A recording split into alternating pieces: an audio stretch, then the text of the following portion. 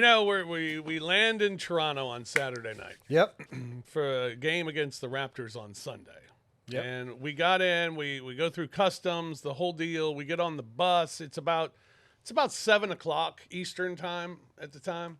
And we're talking about what we're going to do that night. And we were talking about going to this bar, Jack Astor's, which is a really nice bar in Toronto. Yep. It's beautiful. They got great food. And we thought it's like a little less than a mile away from the stadium that we'd go there and we'd watch Game 7. Yes. You know, it'd be fun. We're close. We're close. We're in the city, you know, to watch Game 7. You got to feel the energy. Yeah. There's energy. And then and as the bus is riding, we suddenly get a text. Well, I didn't get it because my phone didn't work. But you got a text. Exactly. Tell the truth. You got a text asking if you were interested in going to Game 7. Right. But it was sent to all. It was sent to all. But it was sent, yeah, I just exactly. somehow yeah, didn't. yeah. I had to restart my phone and then I got You it. got that other cellular system. But because I ended up telling everybody, hey, tell them I'm in. Tell them I'm in. So I was making sure everyone knew that I was in. And even still at that point, it was like, we're not really going, right? I mean, they're just taking a bunch of people and however many they have. That's how many. I mean, because we're at the end of the road. You know, I mean, we're definitely there's so many people who said no before it got to us. But we are very thankful all of those that said no. But all of us got to go. And Yes. it was amazing. It was an incredible experience. A Game 7 of a World Series. I've been to Cardinals World Series in the past, many Cardinals World Series games. Never have I been to a Game 7. So that was awesome. My favorite player, Shohei Ohtani's playing. The Blue Jays fans were incredible. First time I ever been to that stadium. Just the way that they were standing on it. It was an exhausting night. They stood on every damn pitch. Gosh. Every pitch. And the game presentation, everything. It was an incredible experience. I kind of wish the Blue Jays had won. Yes. You know, for the home team and to get that experience. See what that celebration would be like. Because there were literally no Dodgers fans in the stadium. 50,000 in that place. Yeah. For me, it was the greatest sporting event. I've said it now a couple of times. Aside from coaching Donovan and being with him and doing that was fun. But going to a professional sporting event, it was the greatest of all time for me. And it felt like you immersed yourself into the entire culture of it, of a Blue Jays fan. Like it was no way that you could not. Everybody had a T-shirt or a jersey that said it was the first time I've ever been somewhere where we stood out because we just had on regular clothes. Mm-hmm. Everybody else had on Blue Jays something. I mean, it was, and then the game was terrific. It was spectacular, and shout out to Zach Edey for providing the tickets and providing the experience because it's one I'll never forget. Yeah, it was awesome. I told Zach Zach being from Toronto and Zach hooking this up. I told Zach the next day, I was like, "Hey, thank you very much. I really appreciate it. That was a blast. It was awesome to go to." And he said, "It was a great game." And I said, "Oh yeah, it was one of the best." And I was like, "I need to shut up. I need to shut up. His Blue Jays lost." Yeah, it was. It was great, man. It was great. Thank you very much. But it was it was cool. That was really cool to be at. So yeah, thanks to Zach Edey for that. It was a memorable experience. Welcome everyone to Night Courts. I'm Rob Fisher. He's Brevin Knight. You can get us on Twitter at the Fish Nation, at Brevin Knight 22. The show at Night Court 22. We got a lot to get into this week. Yes. It's preview of the NBA season time. Because we're a couple weeks in, so it's time to finally give our preview of the season. Let's do it. Yeah, we'll do that. We got a lot of Grizzlies to talk about as well, and we got a toast at the end of the show. How you doing? Good? I'm doing good. I feel good, man. The good thing about the weather's been fantastic. Yeah, here. yeah. And so that makes for good golf. I'm not good, Brevin. Uh-oh. I need to share something with you. Okay. I'll be honest with our listeners and viewers. Sometimes we go to the couch. My life as a Grizzlies broadcaster, an entertainer, a Grizzlies entertainer, as we like to call ourselves. I'm definitely not the media. My days kind of correlate with Ja moods. When Ja came out and said, "Happy Ja's a scary Ja," I was like, yeah, I'm happy. I was happy. And Ja's always great with me on the post-game walk-offs and everything. But then when Ja's down a little bit, you feel it. I feel it, and I feel the same way. And Ja's low right now. He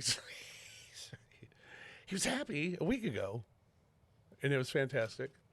And now we have an incident, Brevin. We have an incident Saturday after the game. Ja Morant. That situation, my whole feeling on that is basically the only thing I have wrong with the whole situation is stuff in the locker room. You'd like to stay in the locker room. It didn't. Right. And I think if that's why they suspended him, I'm okay with that. Right. Because I believe in that rule too. But then when you thought he'd come back and he'd just come back in and show us who he is, and he didn't. And then after the game, said he was low. It's weird time. It's a weird time right now. I don't even know what to ask you other than, so yeah, what do you think?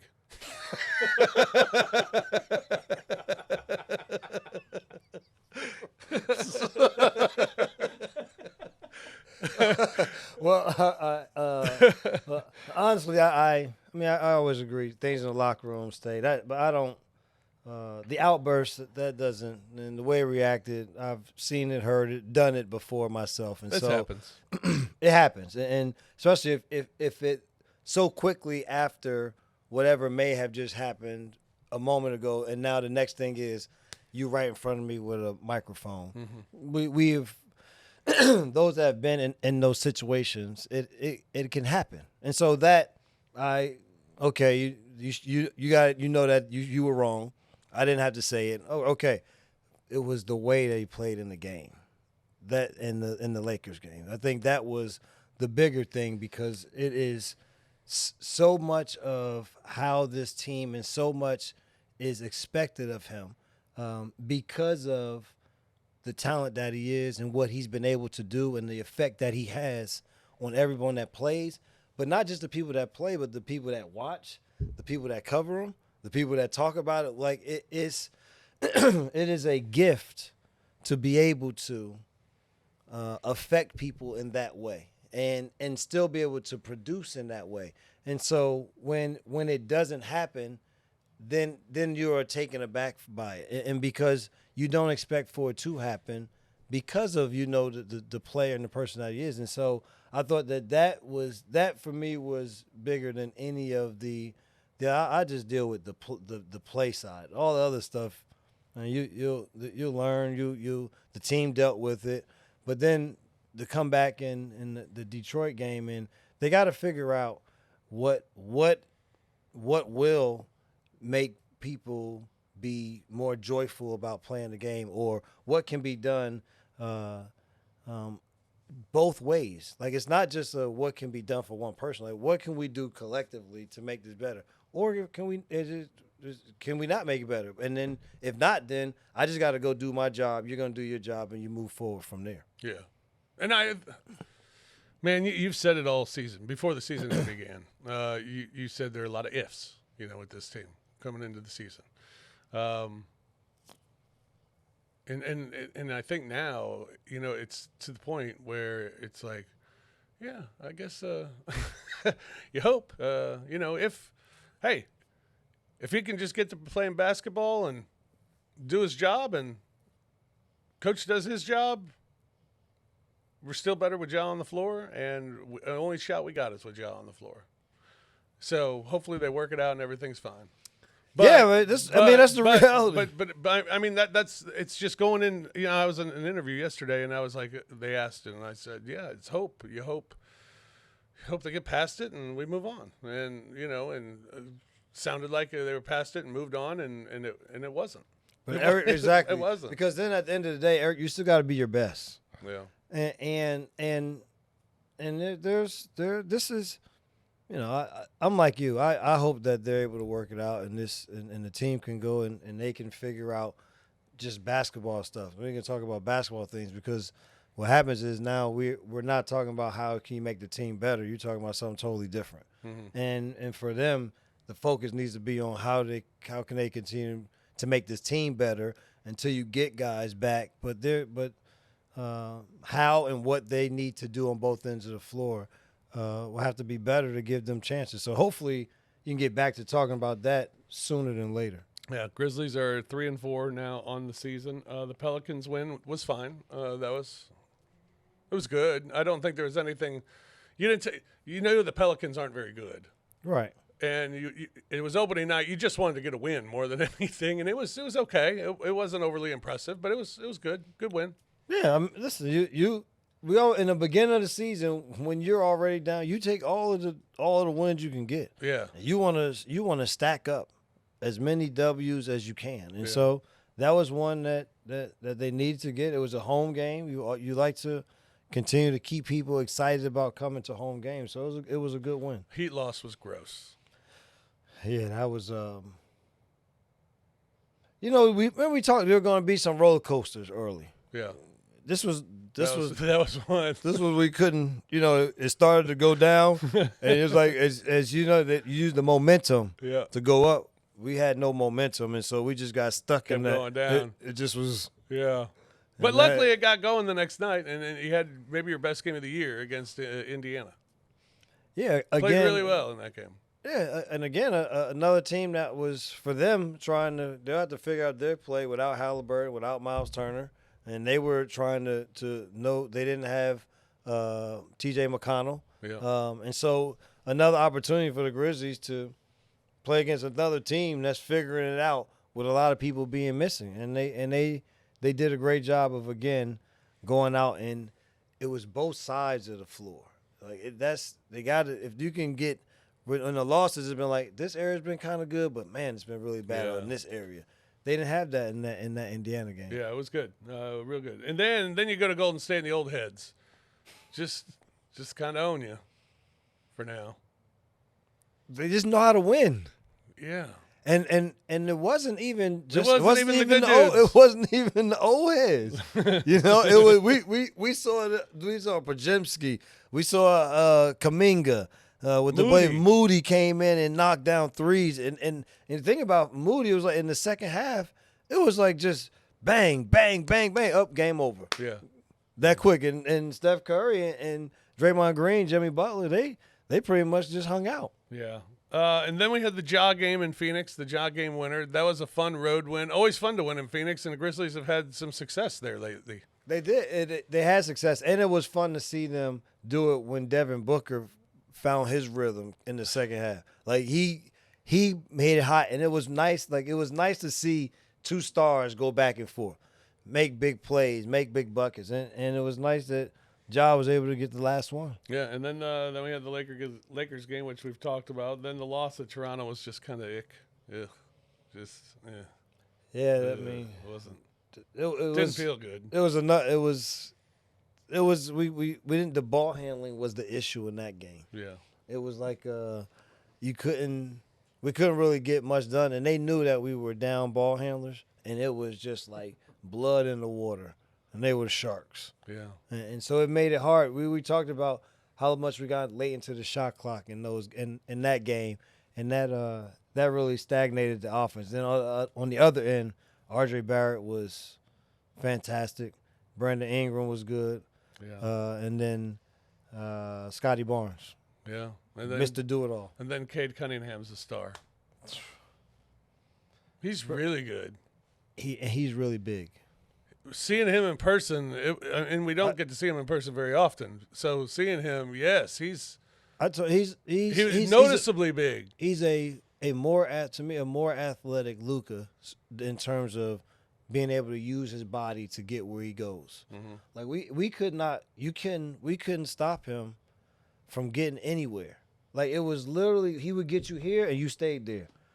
If it was a pull-up jump shot, if it was a get to the back, I mean he has continued to elevate his game. All right. 3-4. Now we got Houston, and then we have Dallas, mm-hmm.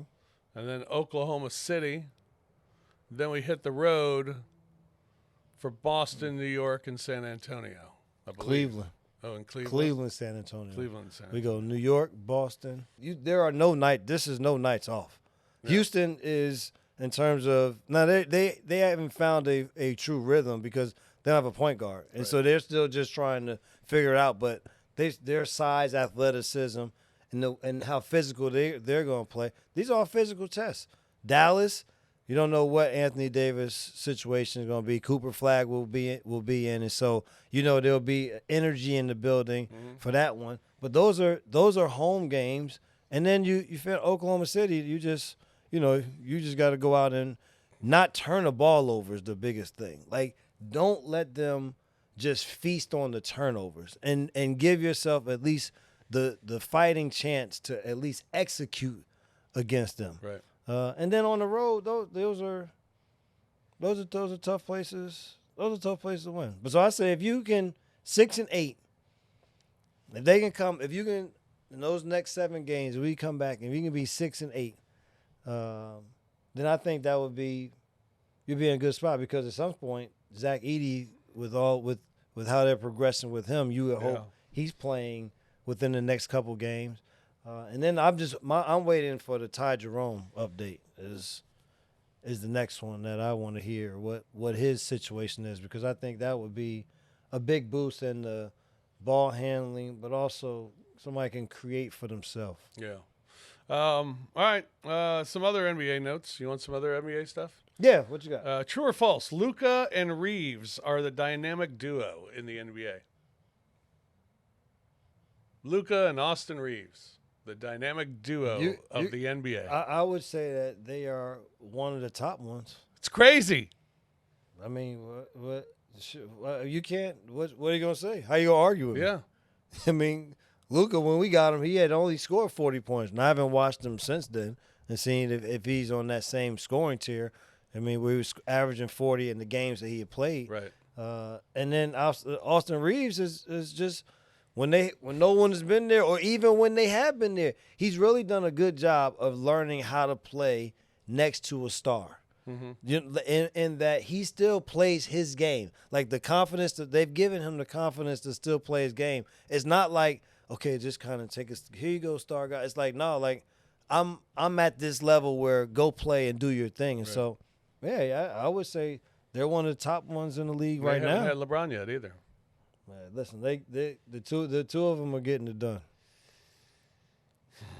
Yeah, you never thought you would say that. The Blazers have 3 good wins and are 4-3 after their coach was arrested. Not because that's my boy. I'm sorry. I'm not gonna laugh. Okay. That is unfortunate that happened to them. It was terrible. But they Portland. We always say with Portland, you get another veteran. Now they got 2 good vets because they get Drew Holiday and they already had Jeremy Grant, they didn't know what was going to happen in the offseason if he was going to still be there or not. And then now you mix in with their young talent, and then this Avdia kid just keeps going out and playing better and better. And so they're one of those teams that you always would sit around and be like, well, they're not that far. They're not that far off. They just kind of need to be healthier. Right. And see, Ayton is gone, so now you let Klingon play more, and I think they're a dangerous. They have a dangerous roster. Yeah. The Thunder, they were pushed to the brink, double overtime games in their first 2 games of the season, and then they haven't lost. And I watched those were 2 great matchups too to start the season. I watched them the other night, and I think 3 of couple of people on the floor, I was like, I don't even know who you are, but it was like the same Oklahoma City Thunder. They were still kicking the hell out, and it wasn't garbage time. It was literally like, I don't know, they had a bunch of people that heard out what it was, but it wasn't late in the game, and I literally was like, man, who are these guys? But they still was just out there doing the same thing, forcing turnovers, running hard, moving the ball, bang, bang, bang, cut to the basket, set screen. They're an excellent basketball team, and very well coached. Yeah. Spurs look Fun really team. good, and Wemby looks – I mean, Wemby, it feels like already has taken a giant leap from last year.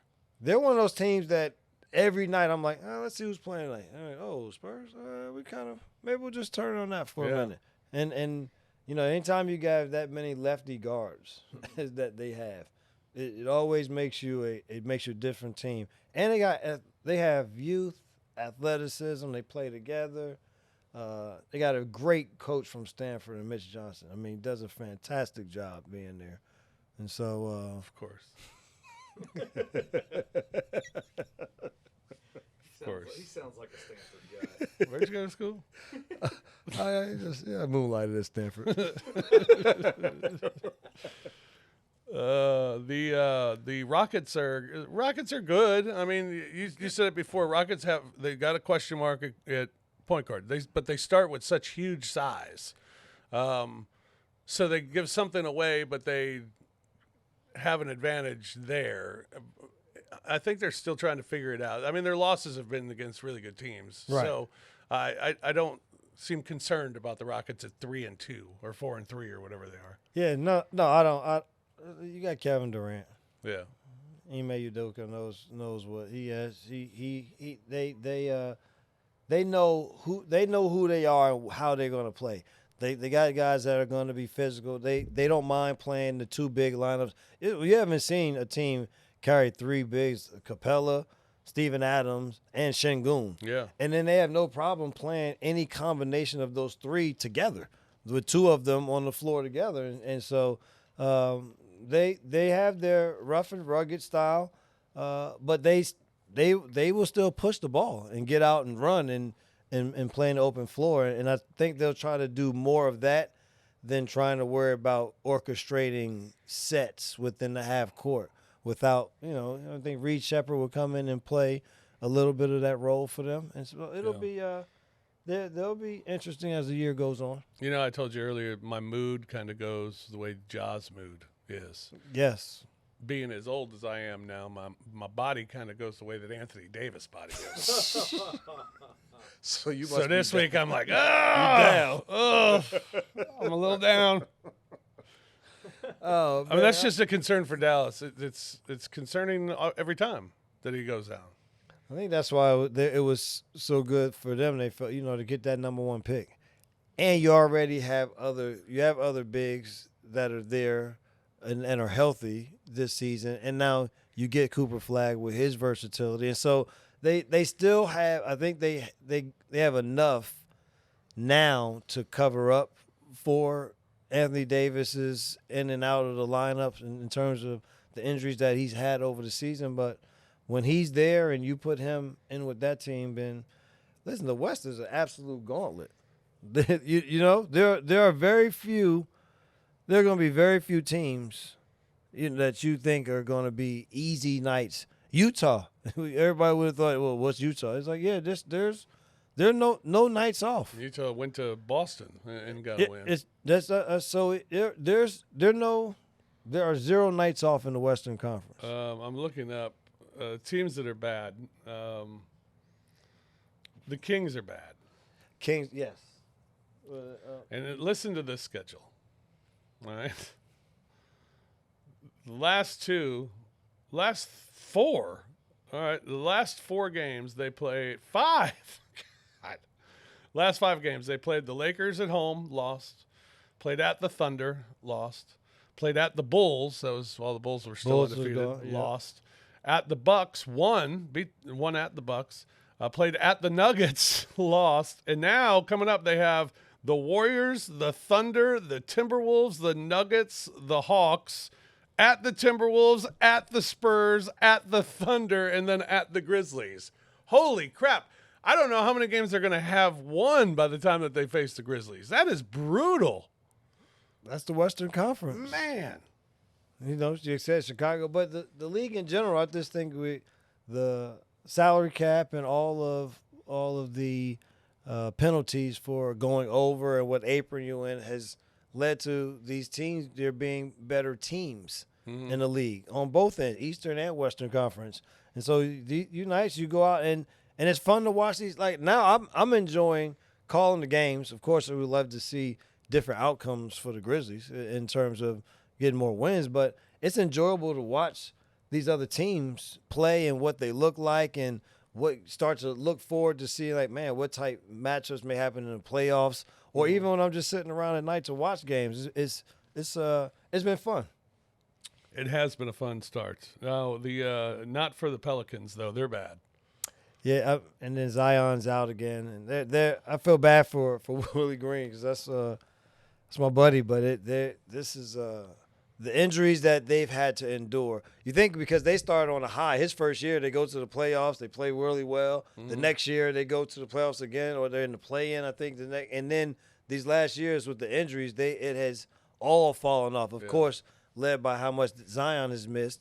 But now with him being down, they're in a tough situation. Yeah, not good. The Sixers in the East, the Sixers are good. VJ Edgecombe's good. Man, he played when he played against the U.S. on the Bahamian team, and he played, and it was like, bro, look at this. Look, watch. Are we watching what this kid is doing? And then he came into the league, and it almost helped in some way the limitations of Joel Embiid, because it wasn't like, well, we got to feature Embiid. If he's on the floor, we got to give it to him. Like, that's our guy we got to play through. It allowed them to just go and play a more open style of basketball, and he can go out and be free. And so now it's like he starts to establish himself some way. It's like, all right, now we got to work both of these for the minutes that a big fella Embiid can play, then we'll use him, but we're not going to stifle this kid's growth and not let him just keep going. Right. Yeah, he's been unbelievable. And Maxi's pretty unbelievable too. Tyrese Maxey is. So they're good, right? Sixers good? Sixers, I think they'll be a competitive team. Okay. They'll still need Embiid to be able to do some of Embiid things late in the season. Right. The Magic have been disappointing so far. Our boys' numbers aren't good. I'd say adjustment period. That when I think they're trying to be more offensive minded. When you are defensive minded, like you kind of root yourself in the defensive side, and then you make a little bit of a alteration. And now you're like, okay, let's focus our offense. You're gonna have some bumps early with trying to figure it all out. But Jamal Mosley and he has. I think they're the one team I'd look at that hasn't gotten off to a good start. That I'd say give them time. It's a long season. Yes. I wouldn't be worried yet about the Orlando Magic. Bankero is too good. Yeah. Wagner's too good. We know what Dez will be, what he's able to do. Suggs is back. I think Tyus is there. Yeah. So they have the pieces. Yeah. All right. NFL news. Giants stink. Giants stink. Oh, dislocated his elbow. Jayden Daniels dislocated his elbow. Yes. It's non-throwing elbow, which is better, I guess. Yeah, you put the. You put some type of little casting on it or something? I don't know. I imagine he can't play for a little while. Yeah. Those football guys, they're crazy. Hey, you just, what I'm saying, just put some. And he was hurt in a blowout too. They were down 30 in the fourth quarter. So it was like one of those. Well, why are you even in? The coach, even after the game, basically said, "I made a mistake. I shouldn't have had him in there." But why? Why did you make the mistake? Because you're down 30 and the game's over. Yeah, but that's like a no-brainer. Like this one we're done. No need. I'm not gonna throw my guy out there anymore. Like that's a no-brainer one. Yeah, that was bad. It was bad. So shout out Jayden Daniels. Get better. Memphis is back in the mix. I know. How about that? So they beat USF. They're back in the mix, and now they got a big one at home this weekend against Tulane. Tulane, right? Yeah, Tulane. And doesn't just a 5.5 point favorite against Tulane. Doesn't the coach have some history with Tulane? Our coach does? Yes. What is it? He did, was like a walk on. There's a walk on there. I think he was. Oh, yeah? yeah? He was a walk on there, and Or they offered him or something. yeah, something. He got a little. He got a little history. He got beef with Tulane. Big time. He got. Yeah, that's what I'm saying. Oh, he got I was. beef I with was. Tulane. Yeah, I was watching. Yeah, I watch the news. That's how I stay. I watch some of the games. I listen. I'm not gonna act like I am. All of a sudden the University of Memphis football wealth of knowledge. I promise you, I'm not gonna fake like that. Right. I root for them. I want them to win. I see the outcome. Like I said, I thought I saw that on the news that he had some feelings Oh, yeah? toward Tulane. So this one means a little something to him. By the way, shout out and toast. I want to toast JB Bickerstaff for him and the things that he says on the sidelines during the course of the game. Because you said that, it reminded me when JB looked at the official last night at one point, the official finally looked at him and said, JB, we're not going to do this every call the rest of the night. And JB looks at him and goes, I was talking to him, talking about one of his players. He's like, he asked me a question. I was talking to him. JB, it's enough. And then when JB finally let him go, JB just looks at him and just goes, man, all in your feelings. And I'm like, God, you haven't stopped. You don't stop. And then he went after the fan that was sitting behind me. Oh man, did he? Oh my goodness. And Petey thought he was staring. He thought he was staring him down. I know. Petey was nervous. Petey's like, JB, I didn't say anything about you. I didn't have anything to do with it. I was like, Petey, don't worry. And He's talking about the guy behind you. Petey probably looked up and saw when JB looked at the guy and said, say it again. Yes. And Pete was like, what? Because JB said, say it again. And I was sitting there like, what's going to happen here? I mean, this is amazing. Are you coming over the table? Yeah, so shout out JB Oh, Bickerstaff. man, Always yeah, good I like to see that, JB. man. Definitely good one. That's wild.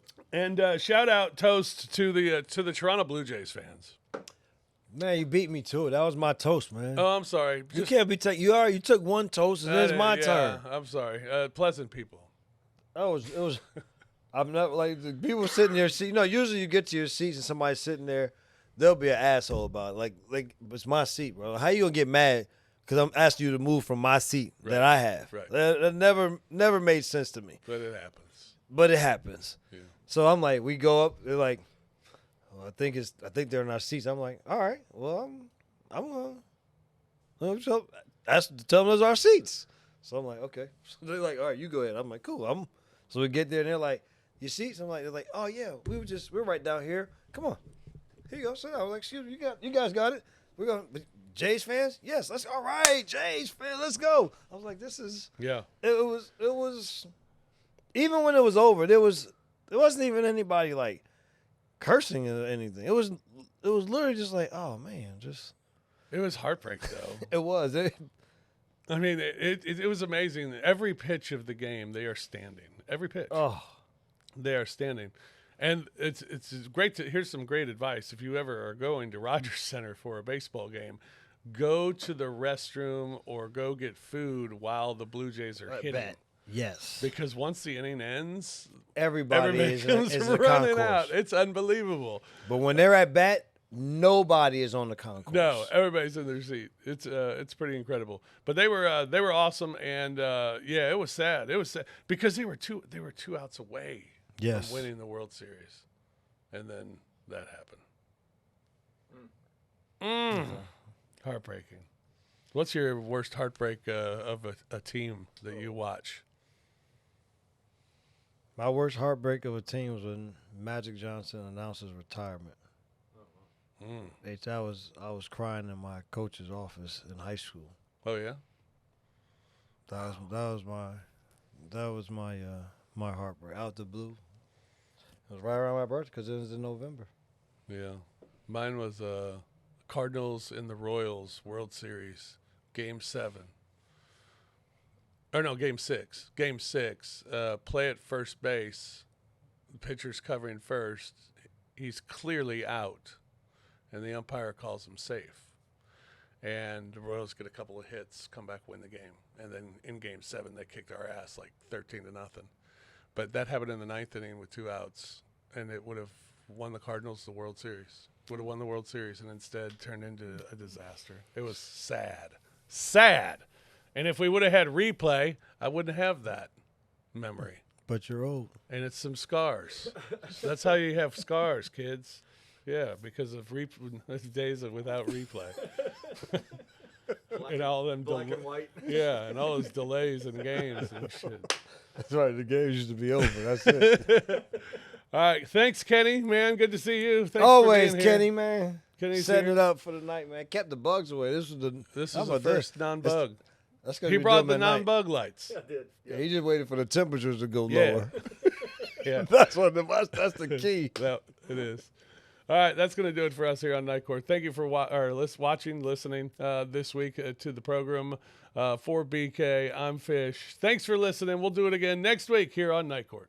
Peace. Thank you for listening to the Night Court podcast. If you enjoyed Rob and Brevin, hit that like button, subscribe to the Bluff City Media YouTube channel, and enjoy the content. We will see you back here next time.